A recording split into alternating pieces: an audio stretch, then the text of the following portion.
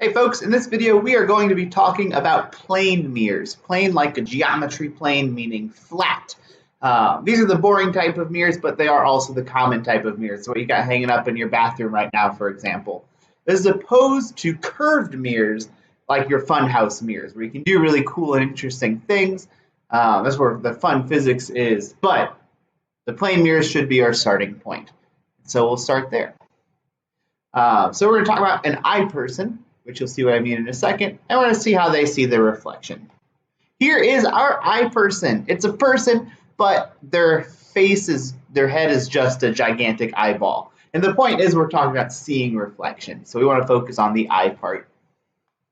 All right, so there's our eye person. They're going to be what we consider our object, the thing that is being reflected, or whose image is being reflected by the mirror. Here is our plane mirror. It is a mirror, it is flat. How does this eye person see themselves in the mirror? What's going on? Well, let's first consider their feet. Somehow, to see their feet, light rays from they're bouncing off of their feet must get into the eyeball of our eye person. So, there are light rays going off in all directions from the person's feet, but some of those light rays are going up at this angle. And it's the exact angle needed such that when it reflects off of the mirror at the same angle, the light rays enter the person's eyes. And so that's how the person sees the reflection of their feet in this mirror. What about like their hands or torso in the middle? Same idea, a light ray. Some of the light rays reflecting off of that person's torso are at the correct angle such that when they bounce off of the mirror, those light rays make it into the person's eyes.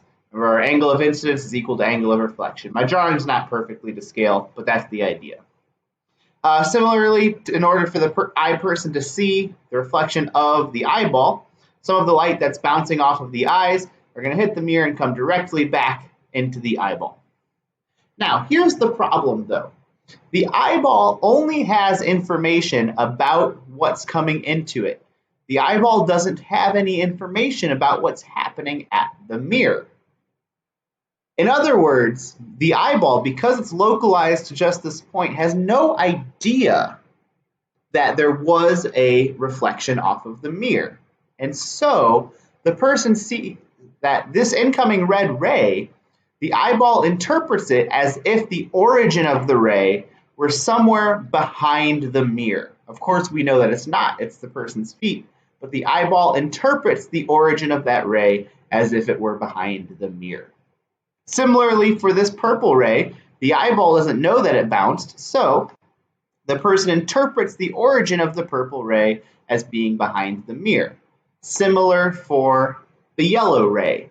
And so overall, the eyeball is interpreting all of these incoming rays as if they were coming from an identical image on the other side of the mirror. And we call that identical image a reflection. Image is the word that we will use more often in this class. But that's the idea, is the light rays from the feet, torso, etc., reflected off of the mirror. Your brain and eyeball doesn't know that there was a reflection, and so they interpret the origin of those rays as being from the other side of the mirror. Check it out next time you're in the bathroom, next time you're near a mirror. If you haven't noticed this before, and really pay attention to the reflection, it will look like the objects, the images on the reflection of, what I'm trying to say, it'll look like the reflection on the other side of the mirror, all of the objects, it will look like it's behind the mirror, as if you could push through into the mirror world and you'd be there in some reflection on the other side. Some things to note, for a plane mirror, a flat mirror, the distance between the mirror and the object, called the object distance, and then the distance between the mirror and the image, called the image distance, those are the same. Similarly, unlike in funhouse mirrors that are curved, the height of the object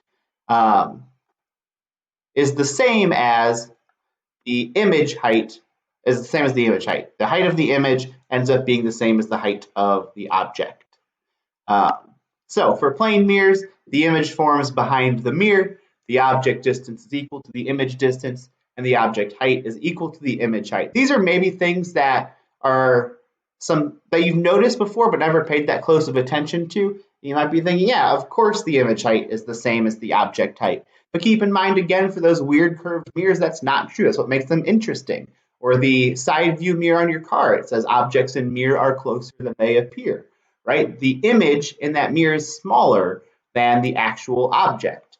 And so it's not always the case that the reflected image has the same height and same distance from the mirror as the actual object of origin. It's true for plane mirrors. We're going to look at other mirrors next where that's not true.